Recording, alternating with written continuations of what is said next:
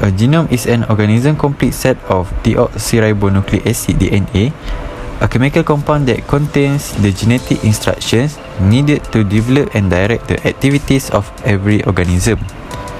DNA molecules are made of two twisting pair strands. Each strand is made of 4 chemical units called nucleotide bases. The human genome contains approximately 3 billion of these base pairs, which reside in the 23 pairs of chromosomes within the nucleus of all our cells. Each chromosome contains 100 to 1,000 of genes which carry the instructions for making proteins. Each of the estimate 30,000 genes in the human genome makes an average of 3 proteins. The primary method used by the Human Genome Project to produce the finished version of the human genetic code was MAC-based or BAC-based sequencing. BAC is the acronym for Bacterial Artificial Chromosome. Human DNA is fragmented into pieces that are relatively large but still manageable in size between 150,000 and 200,000 base pair. The fragments are cloned in bacteria, which store and replicate the human DNA so that it can be prepared in quantities large enough for sequencing. If carefully chosen to minimize overlap, it takes about 20,000 different BAC clones to contain the 3 billion pairs of base of the human genome. A collection of BAC clones containing the entire human genome is called a BAC library. In the BAC-based method, each BAC clone is mapped to determine where the DNA in BAC clones come from in the human genome. Using the approach ensures that scientists know both the precise location of the DNA letters that are sequenced from each clone and their special relation to sequence human DNA in other BAC clones. For sequencing, each BAC clone is cut into still smaller fragments that are about 2,000 base in length. These pieces are called subclones. A subsequencing reaction is carried out on these subclones.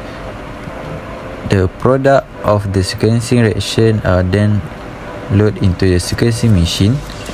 The sequencer generates about 500 to 800 base pair of A, T, C, and G from its sequencing reaction, so that each base is sequenced about 10 times.